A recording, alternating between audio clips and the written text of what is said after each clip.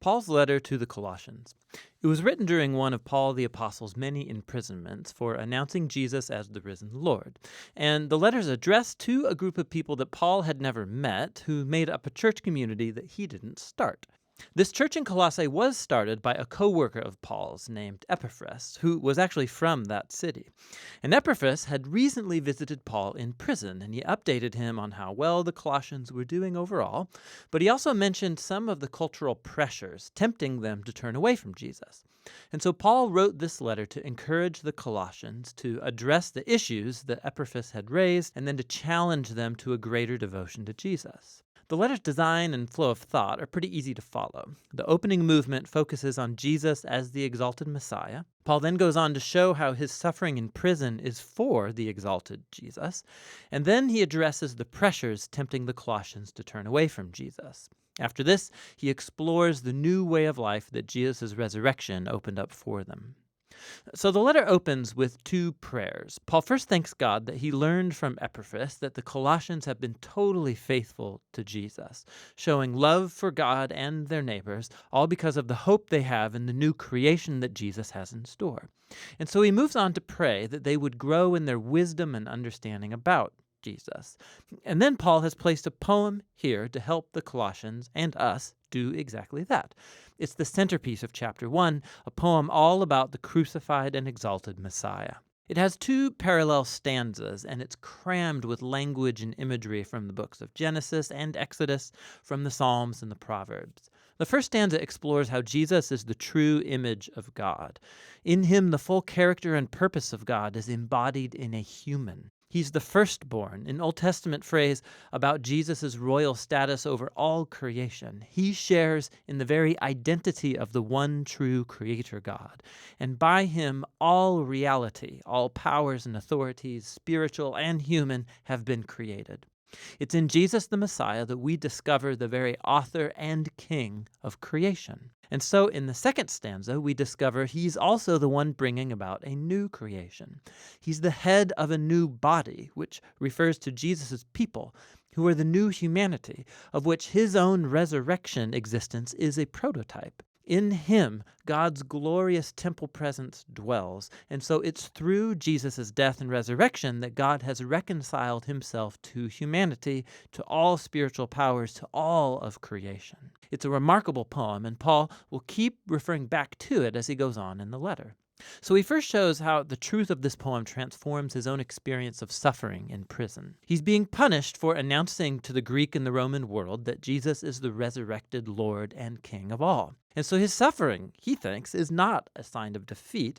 It's actually his way of participating in Jesus' own suffering done as an act of love. And so his hardships are actually a cause for joy. He's imprisoned for the surprising news that Israel's resurrected Messiah is creating a new multi-ethnic family. And more, just as the divine glory dwelt in Jesus, so Jesus dwells in and among his international family. Or as Paul says, the Messiah is in you all, the hope of glory. Paul then addresses the cultural pressures that are tempting the Colossians to turn away from Jesus.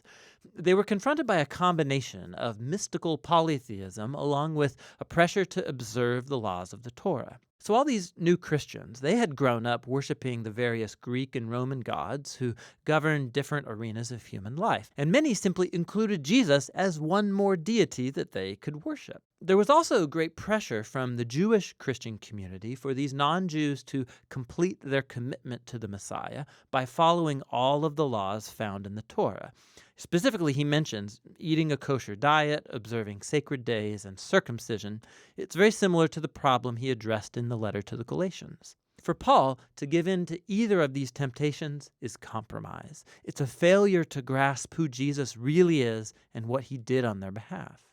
The Colossians used to live in fear of spiritual powers and elemental spirits, as Paul calls them. But Jesus triumphed over these through his death and resurrection. He freed the Colossians from any obligation to them. In the same way, Jesus fulfilled on our behalf all of the laws of the Torah, which never had the power to transform the selfish human heart anyway. And so what Jesus did in his life and death and resurrection, it lacks nothing. It doesn't need to be supplemented by following the laws. He is the reality to which all of the laws of the Torah were pointing anyway. Instead of the laws, followers of Jesus have the power of his resurrection to change them, which is what he goes on to explore. Following Jesus means joining his new humanity because their lives have now been joined to the risen Jesus' life. And this is why Paul challenges the Colossians to set their minds on things above, where the Messiah is seated or rules at God's right hand. Now, Paul doesn't mean here, think about how you'll one day leave earth and go to heaven. Rather, the heavens are the transcendent place from which Jesus rules now over all of creation.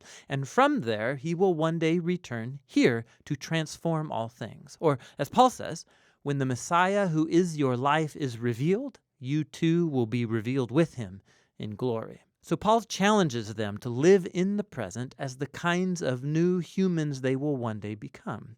He uses the image of their old humanity, characterized by distorted sexuality and destructive speech. For Christians, that humanity died with Jesus and has been replaced by his own new humanity, which is characterized by mercy and generosity, by forgiveness and love. And this humanity, it transcends the ethnic and social boundary lines of our world to create, in Paul's words, a people where there is no one Greek or Jewish, circumcised or uncircumcised, slave or free, but the Messiah is all and is in all people. Paul then gets really practical, and he shows the Colossians what this new humanity might look like in a first-century Roman household, which was a highly authoritarian institution where the male patriarch held the power of life and death over his wife and children and slaves. Not so in a Christian household. Here, the risen Jesus is the true Lord.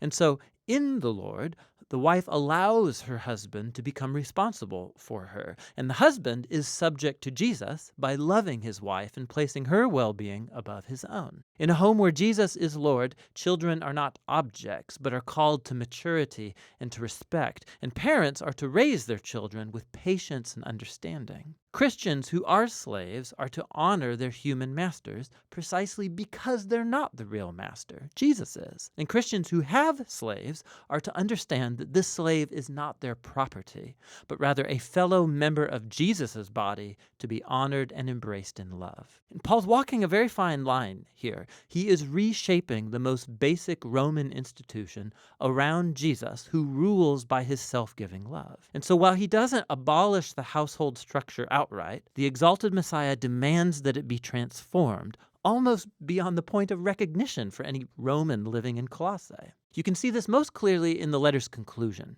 After a request for prayer, Paul applies these instructions about Christian slaves and masters.